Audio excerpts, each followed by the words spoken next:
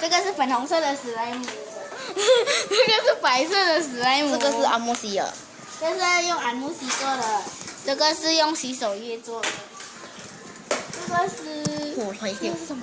这个是喷砂做的，这个是硼砂做的，黑色的它是黑色的。